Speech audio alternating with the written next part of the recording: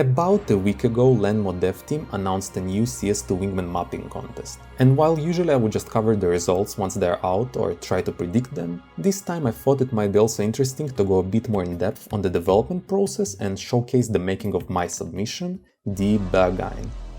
I'm planning this to be a series of videos with each one covering a different aspect of the map, so if you're into that stuff, perhaps you're thinking of making a submission of your own or just want to see actual mapping devlogs in 2025, this series is for you. Enjoy!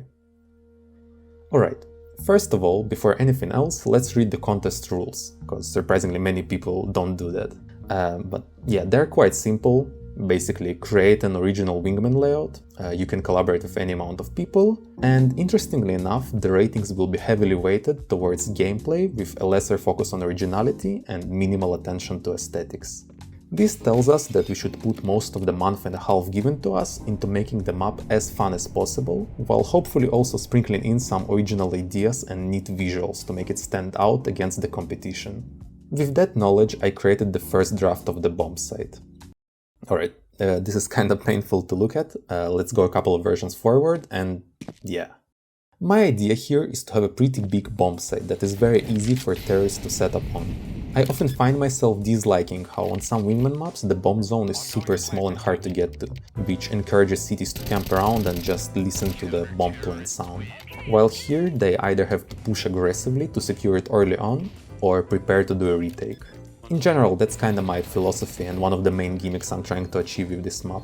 I want it to be more focused on bomb plants and retakes rather than snooping around the side lanes and looking for kills, if that makes sense. The core structure that pretty much all good Wingman maps follow is something called the power zone theory. Also, sometimes it's called 2.5 lanes. Basically, just as most diffuse maps are based at their core on a 3-lane design that is proven to work well, Wingman maps also have this type of situation, with one main path to the side, one path to a neutral side area, the so-called power zone, and one additional risky half path, usually a drop or a door, thus 2.5 lanes total. Going in depth on why this works so well is a topic for a different video, but yeah, I tried to adhere to this when designing the lanes for this map. You already saw the main site entrance, now for the power zone I decided to make it a floor above the bomb site. I think now is a good point to bring up the theme I'm going for with this map. Probably many of my German viewers already guessed, or people who watched this YouTube video. This is gonna be loosely based on the Berghain club in Berlin. I picked it for a combination of reasons.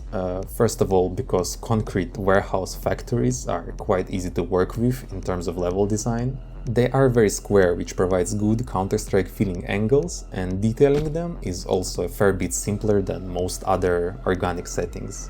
It's no wonder that so many early CS maps went for this theme. But also at the same time, it being a nightclub gives it this extra pinch of spice and recognizability.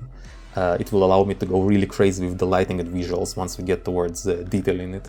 And also all of this might have something to do with me really enjoying the best scenes in John Wick 4 that were shot on a location inspired by this club, and have probably set the seeds for this setting idea in my head many years prior. Anyway, Berghain is the most exclusive club in the world, and you're actually not allowed to take pictures inside of it, which made looking for potential references or inspirations quite hard. But thankfully, out of nowhere, I found a website of the interior design company that have worked on big parts of the place, and they have photos of them in their portfolio. I sadly can't show any of them here, since they all have huge labels telling me that I will be sued and slaughtered, like actually killed in real life if I share them.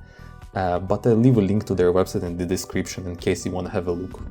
These photos, combined with me replaying some of my favorite nightclub levels from other games, gave me the general idea of the vibe and shapes I want to go for, inspiring the bar table covers, the aforementioned lighting, and these cool rafters outside, which lead down to a drop which acts as the risky half lane, thus completing this Wingman layout.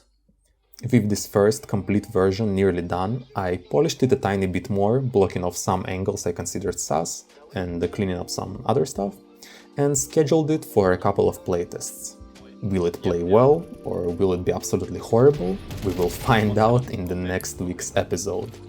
So yeah, thank you very much for watching. Tell me what you think about the map so far, and also if you're interested in testing it, join the Discord in the description.